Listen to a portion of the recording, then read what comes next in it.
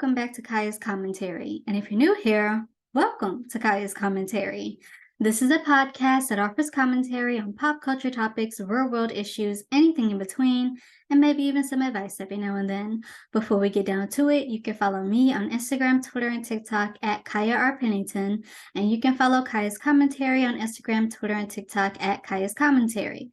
Also, be sure to hit that follow/subscribe button, and for my YouTube viewers, click the notification bell so you get notified when new videos drop. With that, let's kick it into our first segment. I just find it funny how where I give my commentary on something that's not really funny. I just find it funny how a lot of people stick their noses up at TikTok. I'm not talking about anyone in particular, okay? I'm actually talking about myself. Let me say it that way. I'm talking about myself. So I've been on TikTok on my personal account for about 2 years, 2.5 years now, and I'm getting a lot of the Kaya, a year ago you posted this video.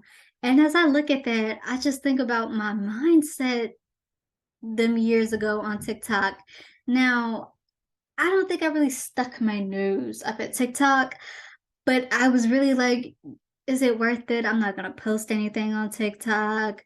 Um, is it that important? Like a lot, they say a lot of stuff about TikTok. I think I'll just stick to my Instagram Reels. Instagram Reels, more than likely 80%, 85% of the time, are TikToks. And I just, oh my God, as I reflect, self-reflection is important. As I reflect, I was like, Kaya, really? Really? I just find it funny how people stick their noses up at TikTok. Like TikTok is just the toilet of the trash can. Um, Me personally, and is actually is a little ironic. Me personally, TikTok is my biggest platform. I have like 600 followers on TikTok, which is big for me because on Twitter I have like, I don't know, like 20, and on Instagram I have like 200. And not that that matters to me on my personal accounts. It would matter much more on my Kaya's Commentary accounts. Do please follow all on my social media. Um, but I have a really high following on TikTok, and I have made a lot of videos that I'm proud of on TikTok. I've had a lot of fun on TikTok. And so for people to be like, just treat it like it's the trash can of social media platforms. Now, I'm not saying it's the greatest. It has its issues. Algorithm be algorithming. It be blocking and taking down and muting videos that have no business being taken down or muted in the first place. It's not the greatest. I'm not saying it is. But just to be like, this is why I don't have TikTok, because TikTok is just so what? So the same as Twitter and Instagram? Like, it's a social media platform. It's gonna be like any other social media platform. There is no reason to sit here and stick your nose up at it talking about this is why I don't have a TikTok. You don't have a TikTok not because of that. You just, I'm sure like me, you were afraid that you're not gonna make content. Like all those Instagram reels, 90% of the time are TikToks. Like, why stick your nose up at it? Just a little self-reflection. Like I said, I don't think I was just sticking my nose up at it, but I was hesitant to join it because I was like, well, do I really need a TikTok? It seems a little overrated. It's not overrated. It's not any more overrated than Instagram or Twitter or Snapchat or Tumblr. Like, I just find it funny how people stick their noses up at TikTok. TikTok is not that overrated. With that, we'll keep it short. With that, let's kick it into our next segment. Let's go to the movies, where I give my commentary on a movie I've seen. Today's movie, the 2023 live action The Little Mermaid. I am so excited to talk about this. Like I said in my last video, I saw it the second week, and Ariel has never been one of my favorite princesses, and not even just because of the whole she left the sea for a man aspect that we're going to come back to. The story just wasn't one of my favorites. And then I went to see this, which is basically the same story. It is basically the same story, but I like it so much more. But before we get into the actual plot of the film, because it is still kind of new, it has been in theaters for a few weeks now, but because it is still kind of new, maybe people have yet to see it. Regardless, there will be a spoiler alert somewhere on the screen, timestamp, to let you know where to skip to so that you do not get spoiled if you have yet to see it. With that, let's get into, I took a little pause there too. With that, let's get into the 2023 live action The Little Mermaid. So it starts with a roaring sea, waves crashing, and then there's a quote from the novel, which I didn't know it was a novel. I know, I'm late.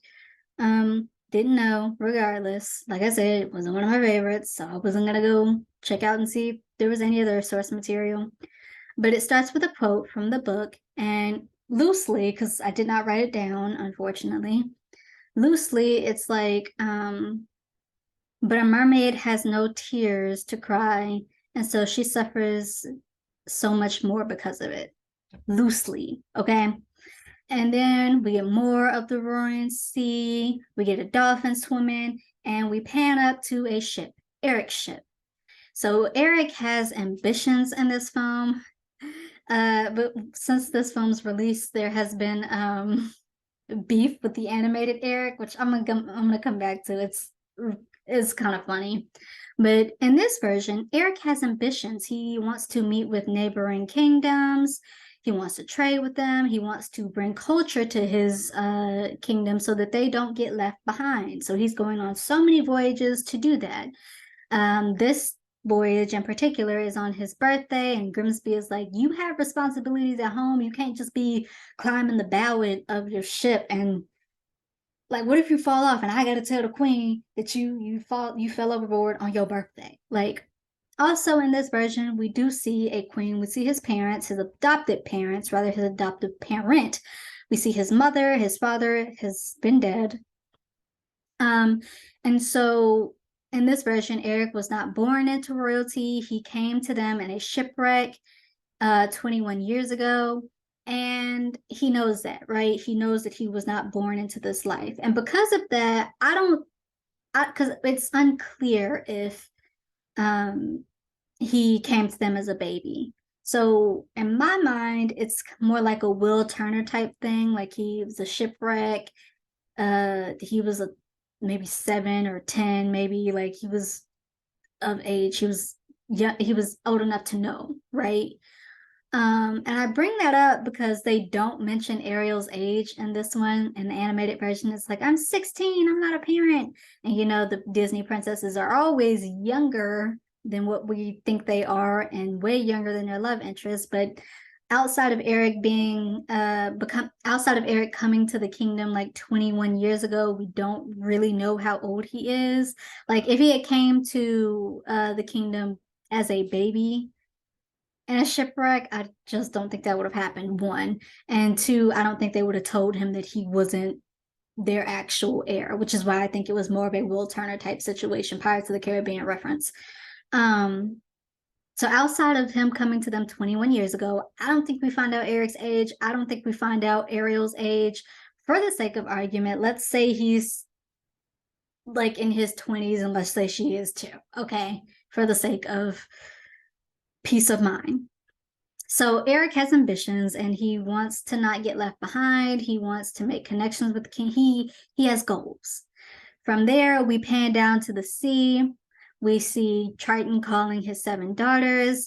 Now, in the animated version, they were already together and they were having this concert. But in this version, each daughter rules a portion of the 7 seas. And so I'm assuming he's calling a meeting to see how that's going. One daughter is missing, though, Ariel. So who does he send to go find her? Sebastian. Now, Ariel is adventurous. She wants to know more about the above land. Same plot as the original. She's looking through shipwrecks. She and Flounder. They come across a fork, which Scuttle names as a dinglehopper. We'll get to that. And they also come across a shark as they're traveling, as they're exploring. So Ariel and Flounder are running, but then Flounder gets hit and he gets like knocked down. The shark goes after him, and Ariel knocks something over to a barrel over to hit the shark. The shark then goes after her. So she goes back into the ship, the wrecked ship, and she sits in front of a mirror. So her reflection is showing. The shark goes through the mirror trying to get the reflection. They leave, right? And then we meet Scuttle, played by Aquafina. I only mentioned that Scuttle is played by Aquafina because it'll be important later. So Scuttle tells her that the fork is a dingle hopper used for hair. And then Sebastian finds her and is like, hey, Seven Seas meeting? Oh man, my dad's gonna kill me. We see Triton scolding Ariel. And then Ariel has her song, Part of Your World, which Hallie slays. She slays this entire role, like, and she slays some songs. Then she hears pew pew shooting, which is actually fireworks, right? So she goes up, sees what's going on, sees the fireworks, is stunned at it. She climbs aboard the ship. Now she sits in the lifeboats, and I just want to know how she got up there because lifeboats don't sit at the base of the boat, right? Like they they sit right here at the top so that when and if you need to use them, you can hop in there and then lower it. How did she climb? Did she scale that ship? Is what I want to know. And that's even a question for the original. How did she get up there? Anyway, she's looking through the window. She's observing Eric. She sees he looks nice. He's compassionate. He's caring. He has ambitions. Storm rolls in. They hit a big rock, and then the boat catches fire. Everyone gets in the lifeboat. Eric starts to get into the lifeboat. He sees that Max, his dog, is trapped, so he goes back for Max, save Max. Max is swimming to the lifeboat. Ariel helps him, and then Eric is trying to get off the boat, but before he can, he slips, falls, crashes through the other end of the boat, unconscious. Ariel saves him, brings him to shore, trying to shake him, wake him up. He coughs out the water. She does her siren song. Now, I'm going to go ahead and go into my spiel about mermaids and sirens real quick. I have always assumed that they were of the same family. Let me start this way. This film does a great job at making me understand that it was actually Ariel's siren voice that first attracted Eric. In the animation, even though I know Ursula is using her voice to enchant Eric, it just never occurred to me that it was a siren voice because I do think that mermaids and sirens are of the same family, but there is a difference. Like if I'm not mistaken, there is a difference. Like sirens use their voice. They are pretty women, but they are actually not, right? Mermaids rely more on their physical could not get the word out, physical features than their voice.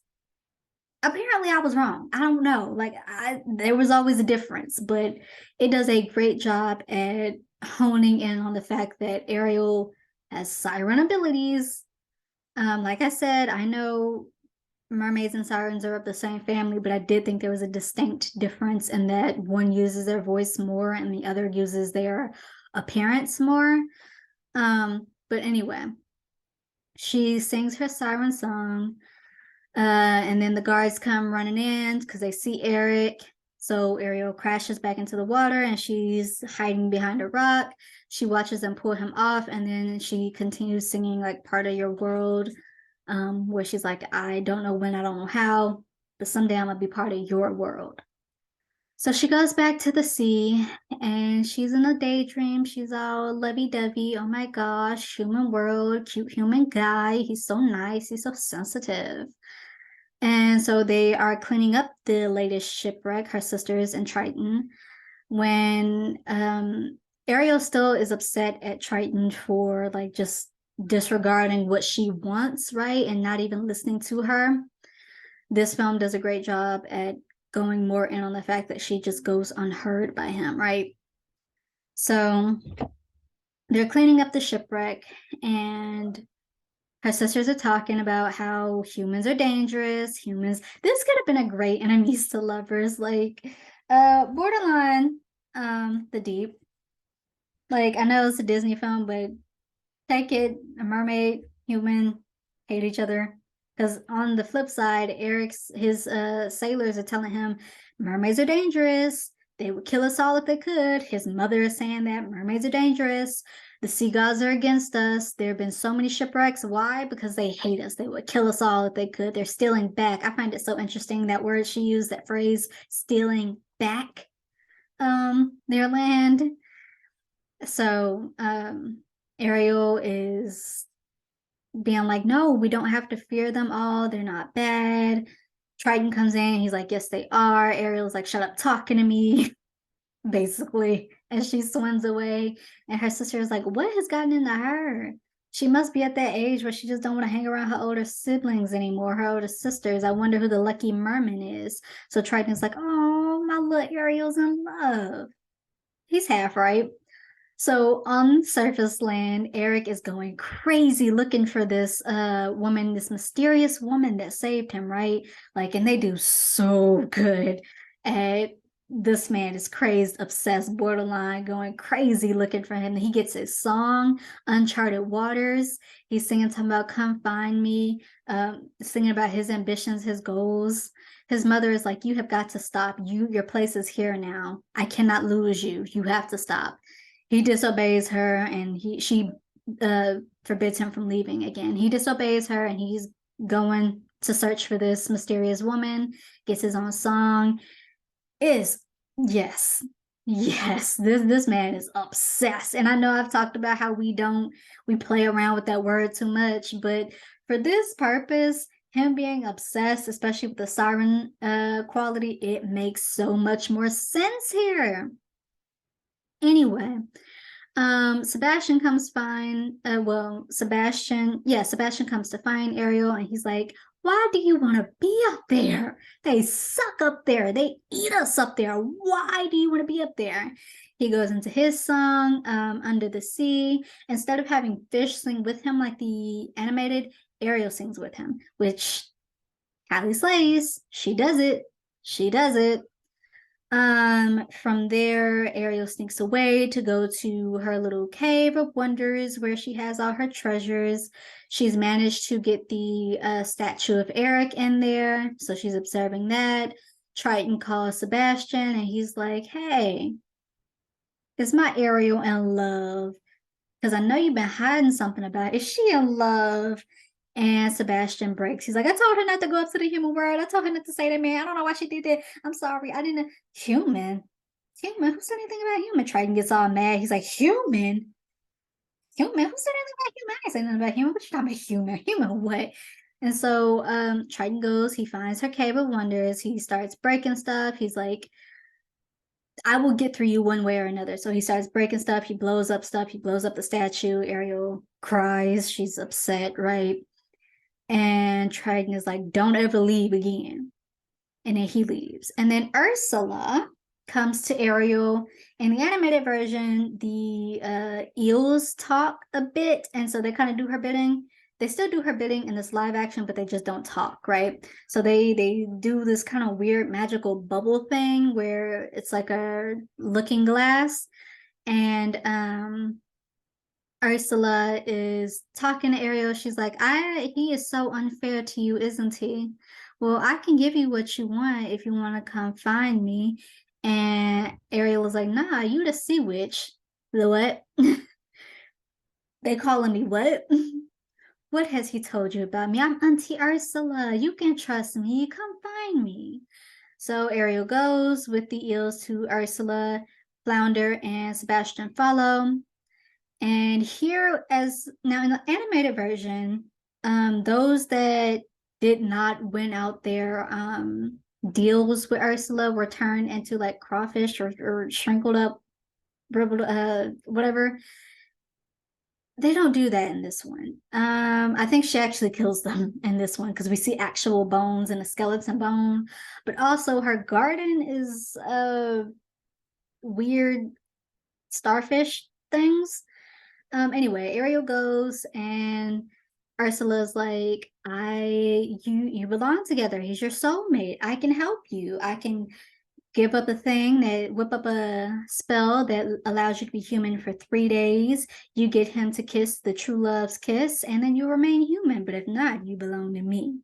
And then they do the in between all of this, they're doing the Poor Unfortunate Souls. They do switch up a few lyrics. Melissa McCarthy slayed as Ursula. I was a bit skeptical. I was, but she did her thing. But they do change without my voice. You have your looks, your pretty face, and don't forget body language. The men up there don't like a lot of flowers. I think a girl who gossip is a bore. But they dote and fawn on the lady who's withdrawn. It's she who holds her tongue who gets a man. They take all of that out and instead interchange this with just Ariel being like, I shouldn't be here. This is not the best thing for me. I really think they kind of should have kept that simply because, like, yes, it's misogynistic, but it's like it's supposed to be misogynistic. Like, I don't, it seems like it's supposed to be misogynistic, right? Like, it's purposely placed there. I could be wrong, but I feel like it's purposely placed there. And I think they should have kept it. But even without it, it was still great. Instead of signing her name, take a gulp and take a what's the lyric? Take a breath and take a gulp, but go ahead and sign the scroll or something like that. Instead of signing the scroll, they seal the deal in blood. So Ariel rips off a scale and throws it into the pot. And I hear rumor has it that this was because it was a plot hole for Ariel to actually be able to write her name. Because if she can write her name, certainly she could have written everything down and told Eric what was up. Hey yo, it was me that saved you at the shipwreck. Y'all were popping fireworks, y'all were having a good old time. Storm rolled in, you went back to say your dog, and you crashed to the other side. That was me. So I guess to avoid that plot hole, um I guess they did it. They ripped off a scale and threw it in the pot. And then Ariel's voice gets taken. She has to swim to the surface. And they recreate the famous hair flip scene, which I hear Hallie almost broke her neck doing it. It was a very beautiful scene. And we must applaud her alone on that because half of y'all could never. I could never. I ain't even go front. I could never. So she gets caught up in a fish's net. He takes her to the palace, and we see the cook. I can't remember how to pronounce her name. Is it Lashandra? We're gonna say Lashandra. She's black. I'm not saying she black because her name sound black. I'm saying in the animated version, she was a white woman. She's black, and I mentioned that because I'm gonna bring it back up later. So they clean her up. We get a new song. What's it called? For the first time, I believe, where Ariel is learning about the human world, her first impressions of it. Eric, he's gonna meet her. He meets her, but he's like, "Oh, you're not the woman because you can't talk." And so Ariel's like, "Dang, now I gotta make him fall in love." Something that they do in the live action that I'm uncertain of if they do in the animation is that Ursula removes Ariel's memory of the deal. Like Ariel doesn't know that she has to get Eric to kiss her. And I don't know if they did that. It seemed like in the animated version they kept that in. Like she remembered she had to get him to kiss her. But I think they did it here, so it was just a more of a focal point as to him actually falling in love with her and not necessarily her trying to get him to kiss her, because I think they did it just to show that there was actual love there. So Ariel wants to explore. She's exploring the palace. She comes in on Eric's room of wonders. He finds her in there and is showing her about. They view maps, and he's like, "Hey, if you want me to take you, sightseeing tomorrow, I got you." She's like, "Okay, cool." Brimsley comes in. Oh man, what is that man's name? I told y'all it was not my favorite movie, so I don't know his character name like that. But he comes in and he's like, "Hey yo, we were gonna take a carriage. Your mother said you can leave. And we were gonna take all the carriages to look for your mysterious woman." And Eric's like, "Oh, right, of course you have to do that. Yes, you must find her." Still kind of obsessed with that. But Grimsby is like, "Well, we could spare a carriage if you want." So they spare a carriage. Sebastian is trying to help Ariel, and Scuttle is trying to help Ariel secure her kiss, but Ariel does not. Every time she sees him trying to interfere, she like shoves them away. So they're sightseeing. Eric lets Ariel drive the carriage. She drives real wildly, of course. They come in on the town market. They're looking through the town market. We get a scene where the actual voice, the real voice, not the real, the original voice of Ariel passes on the fork as a passing torch, I want to say, to Hallie's Ariel, or she uses the fork as a hair comb, but then sees people looking at her and is like, oh, maybe that's not what that's for. Having all fun in the marketplace. Then they are headed home, but Scuttle steals Eric's hat, and Eric goes chasing after the bird for a hat. I assume that this hat means something because he was like, I didn't want to lose this. It's just a hat. It's just a hat. So to me, that hat had to be his dad's or something important. I don't think they ever really say it. But they go on a boat ride. It's all nice. It's romantic. He's like, "What's your name?" Now, in the live action, Sebastian whispered in Eric's ear that her name was Ariel. They don't do that in this version. In this version, Ariel points out the star Aries because Eric has been showing her the stars. So she points it out, and then he's like, Aries, air, and she pulls down on his lip until it's like Ariel, Ariel, Ariel. And then there is Kiss the Girl, which is I think they changed some lyrics in here, but it's a more consenting version of it. And it still confuses me if Eric can hear Sebastian or not, because Sebastian is like behind his shoulder singing, and Eric is like turning to the sides, but like he hears the suggestionness of it, but it's like, they almost kiss. Of course, it is interrupted by the eels. And then Ursula's like, no, we got to take matters into our own hands. So she pops up a potion that turns her into human, Vanessa, and she has Ariel's voice. And so Eric and Ariel have made it back to the palace. They've had their fun. Brimsby is like, hey, yo, if you want the advice of an old man, stop looking for this mysterious woman and go for what's in front of you. So Eric is sitting on the beach side. He's thinking, and he's like, actually, he's right. So he starts to go find Ariel. And then here's the singing, Ariel's voice, and Vanessa, which the voice bewitches him, right? So in the morning, we get Scuttle coming in talking about, have you heard the Scuttlebutt? Which, let's talk about this song real quick, the Scuttlebutt. It's a new song, and a lot of people are calling it the Lin-Manuel Miranda effect because he is a writer, musician on this. And before this movie came out and we kind of heard glimpses of it, a lot of people on TikTok were like, why'd you have to give Aquafina a rap? That song is not, I repeat, is not as bad as they are making it. People on TikTok were making it out to be. With that little context that we had, what was it? Oh yes, anything goes. Our little Ariel is marriage material. Sure, it sounds a little, but in context of it all, it's not a bad song. It just is, it's the Aquafina effect. Aquafina has had a very offensive past, specifically with Black people and Black sense. And so that's unforgivable to a lot of people, rightfully so. But like, now I'm sure there were a lot of other people that you could have gone with, but y'all cannot say Aquafina is not a great voice for an annoying bird.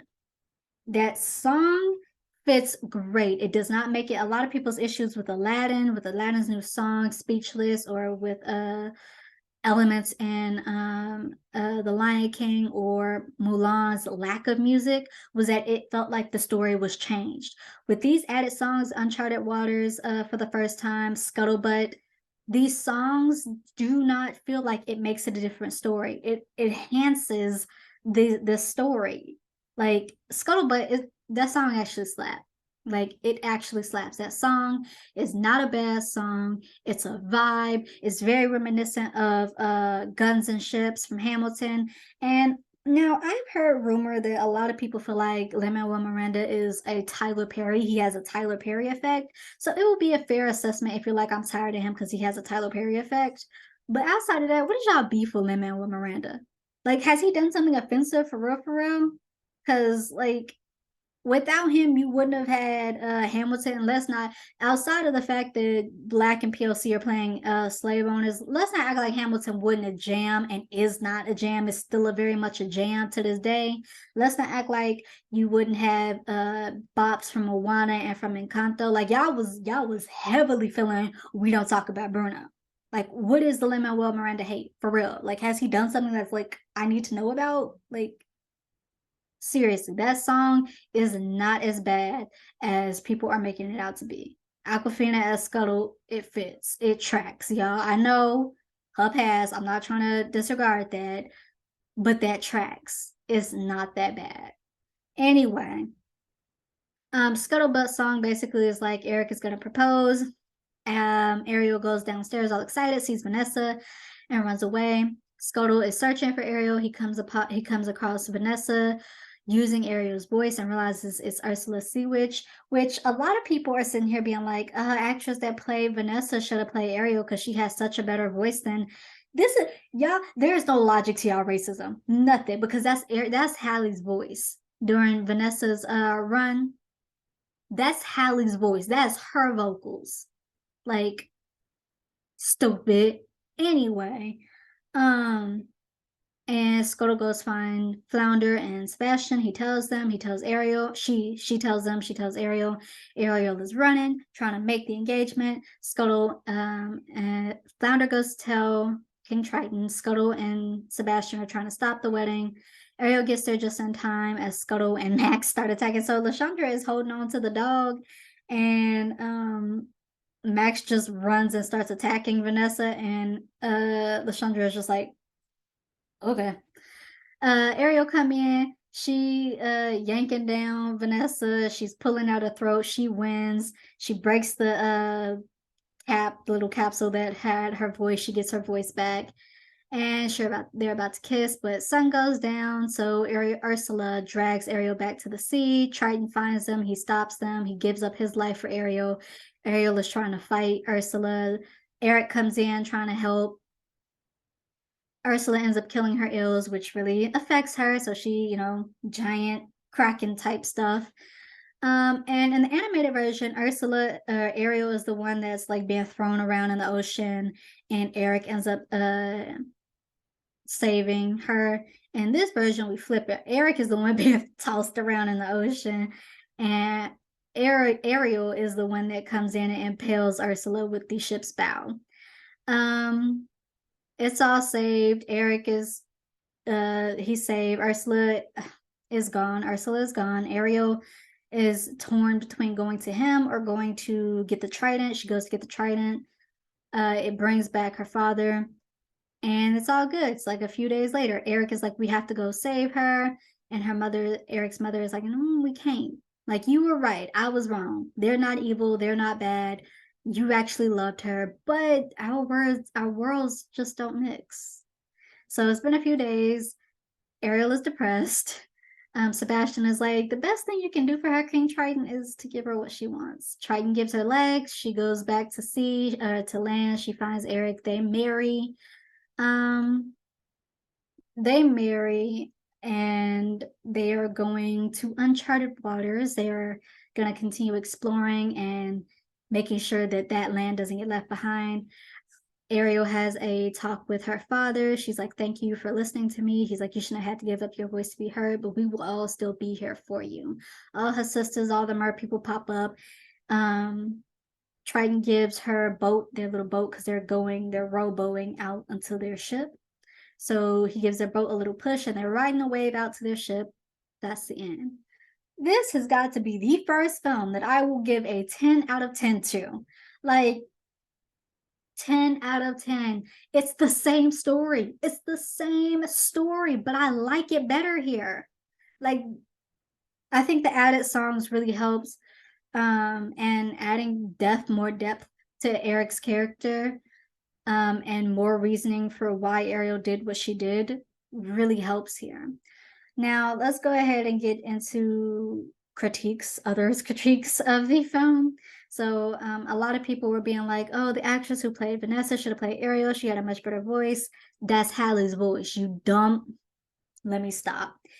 Look, not to praise the bare minimum here, but the actress is sitting here blocking people who are sitting here adding her and telling her that, which, not to praise the bare minimum, but kudos, because that should happen a lot more than it does. Like, that's the kind of unity support that we want. This entire cast had great chemistry.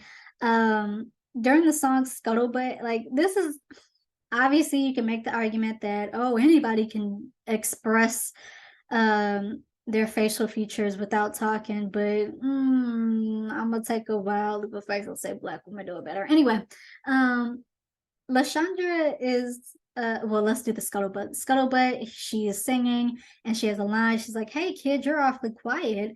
And Ariel looks at her and she's like, "I'm awfully quiet. Why, Scuttle? Why am I awfully quiet, Scuttle?" Oh, I forgot, my bad. And then Lashandra is talking to Grimsby and she's like, who was leaving with Eric in that carriage? Is that the girl from yesterday? Yes, Lashandra. Didn't the queen tell him he couldn't leave the castle? Yes, Lashandra. Ain't you gonna get in trouble for helping him leave the castle? For giving him that carriage?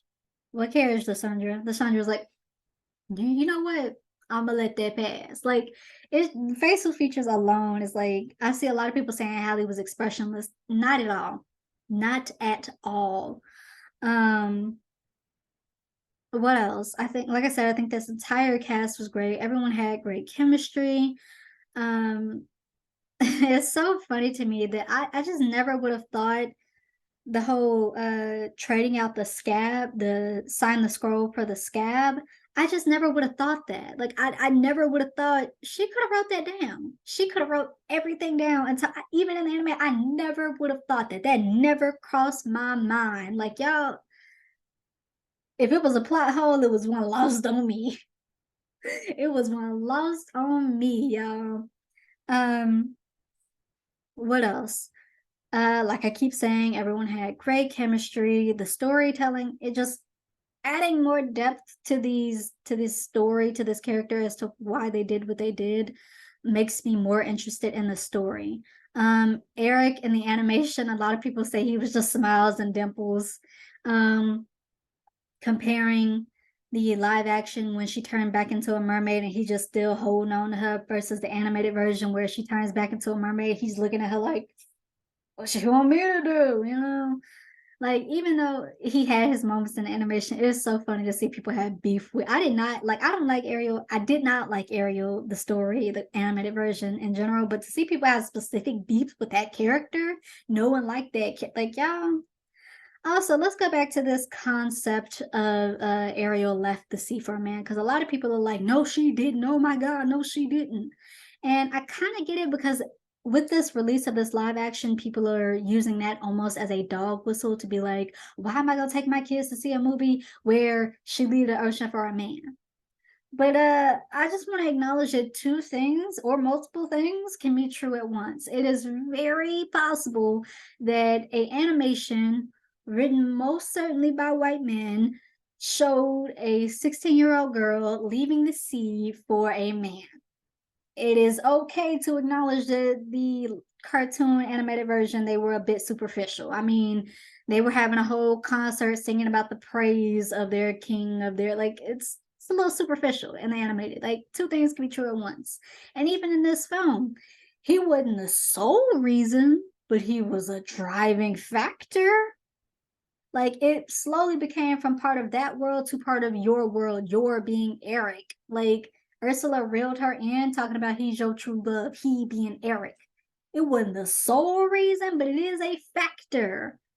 Two or multiple things can be true at once. But again, I also acknowledge that people are using that almost like a dog whistle to not see this film. It doesn't matter because it still surpassed the making point of the original film. Like it's breaking goals. Y'all just suck and y'all missing out on a really great movie. Same story.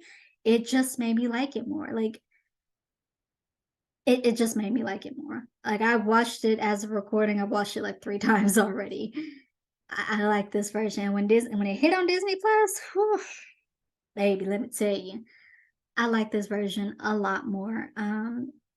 It's the same story. It's the same story, but it does take a bit of liberties that adds more depth to the characters, and it not suffices. It enhances it. It makes it worthwhile. It was just never memorable for me as an animation. It wasn't the worst, certainly, but it wasn't the best. That it was just like, oh, my favorite princess, Ariel, you know. This version, it does. It does. I like it. And I certainly like the Scuttlebutt song, the Scuttlebutt song. Y'all tripping. That song is, it goes, okay? With that, 10 out of 10. That's Let's Go to the Movies. Let's kick it into our next segment, To Whom It May Concern, where I give a piece of advice to whom it may concern. Now, on this channel, I've discussed how I don't feel like people should do so. I feel like you can have your needs, your wants, and you can um do that, but I also feel like you have to acknowledge how that's going to affect someone that you deeply care about in your life, right? It is okay to be selfish, but I feel like you should acknowledge certain things, how that's going to affect certain people. I've talked about the effect of ghosting on this channel. You do what you got to do, but I'm going to do what I got to do, right? If I hit you up 3 times, 3 separate times within so many amount of months and you don't get back to me, at some point I'm going to move on because that's what I had to do. And I'm going to take that as ghosting, even if it's like you having a mental day, because I have to do what I have to do for my mental health, right? So yes, I still firmly stand by that. However, I want to acknowledge that it is okay to do certain things for yourself. I have lived a very sheltered life, guys. I have always been in the house. So this is more for the introverts, right? I have constantly been in the house. Every summer I'm in the house. I didn't start having sleepovers until I was in the 11th grade.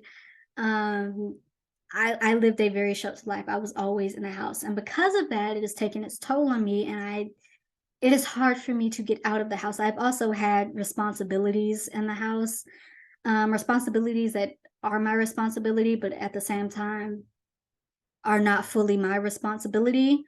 And said responsibility would used to jokingly make me feel bad about leaving the house. And it has taken its toll on me, and it is hard for me to leave the house. And I am now coming to terms with the fact that um it's okay to leave the house. It's okay to leave the house. It's okay to have a day where you're like, I want to go do something for me. It's okay to do something for you. Um, I am now trying to undertake this thing where I get out of the house at least once and go to town at least once a week for about an hour or so, with no regards as to what I have to do when I get home, right? I prepare at home, get everything done that I need to do, and then I go and then I come back with no regrets, right? And that's okay. So because I'm feeling like this, I hope this helps someone else out there. Take a day once a week where you get out of the house, you go do something for you, go get your nails done, get a facial, go to the library. Just once a day, where you just once a week, where you acknowledge that this is something for you. Forget those responsibilities that you might have at home. Rather, prepare, get your stuff in order, and then go without regret, come back without regret. It is okay to take time for you without having to feel shame at taking that time, right? It's okay to be like, well, I felt guilty about getting out, because oftentimes I did. I felt guilty about leaving. I felt guilty. It's okay to live your life. It's okay to get out, to live your life. Take a day once a week and then build from that. When I get comfortable for once a week, I'm going to do twice a week where I just get out the house. Um, and obviously, it depends on what you do. Like, I work from home, so I'm literally at home all day, every day. Take a day once a week, get out the house, do something for you without regret. Acknowledge it, acknowledge how it feels. The regret might leak in there, but acknowledge, no, this was for me. This is something that I had to do for me, and I feel good about it. The regret is there. I'm not going to let that regret eat me, because it's okay to do things for myself. That's me. That's my little tad bit of advice to whom it may concern. I'm dealing with that right now, and I just kind of wanted to talk about it in hopes that it helps someone out. So, to whom it may concern, take time for you. With that, let's kick it into our last segment, Damn You Cancellation, where I give my commentary on a canceled show that I've seen. On a beloved show that I used to watch that is now canceled. It has been canceled for a while. I'm pulling it up on my phone because we want to get the description right. So, today's show, NBC's Dracula. This starred Jonathan Mayers as Dracula, and the summary is as follows. In an update of Bram Stoker's iconic novel, Dracula travels to London, pretending to be an American entrepreneur with an interest in bringing modern science to Victorian England. The guise conceals the vampire's much darker plans for revenge against those who ruined his life centuries earlier. His plan hits a snag when he meets and falls deeply in love with a woman who appears to be the reincarnation of his dead wife. It's really interesting. So I think the characters were so well done. Jonathan Mayers really gave as Dracula. It also had Lucy, oh man, what's her name? Morgana in it as a lesbian vampire. At the end, she gets turned into a vampire at the end, and she's pining after her friend, who is the reincarnation of Dracula's wife. She is married to somebody else who at first is like, oh, Dracula, cool, I have my issues with you, you look, why are you looking at my wife like that, but cool. And then it slowly begins to turn into, you are something weird and you ruined my life, so now I'm gonna ruin yours. He finally gets with the love interest. He has his second in command, is it Renfred, played by a person of color, a black person, and then they kill him off at the end, and I hate that because it was like, oh, I hate that. And that's the season finale, series finale, and so it's like you have plots open. Do they find him in time to turn him into a vampire? Does he just die? What happens when Dracula figures out? Because Dracula actually cared about him. He wasn't just his sidekick, right? He actually cared about him. What happens? We never know. It got canceled. I don't know why. I'm sure ratings weren't as great as they could have been.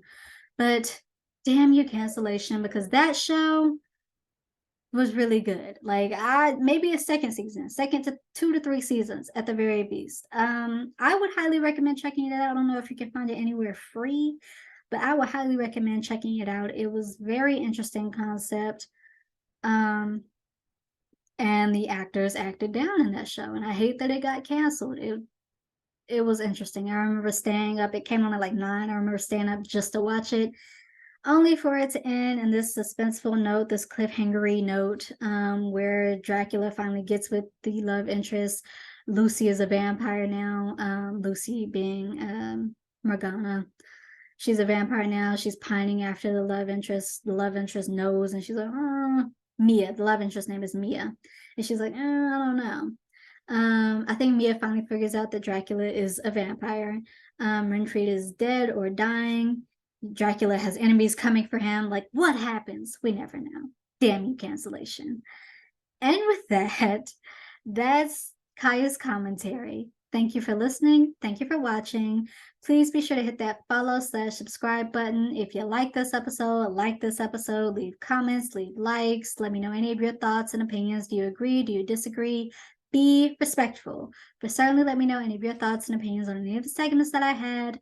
With that, thanks for listening. Thanks for watching. See you next time.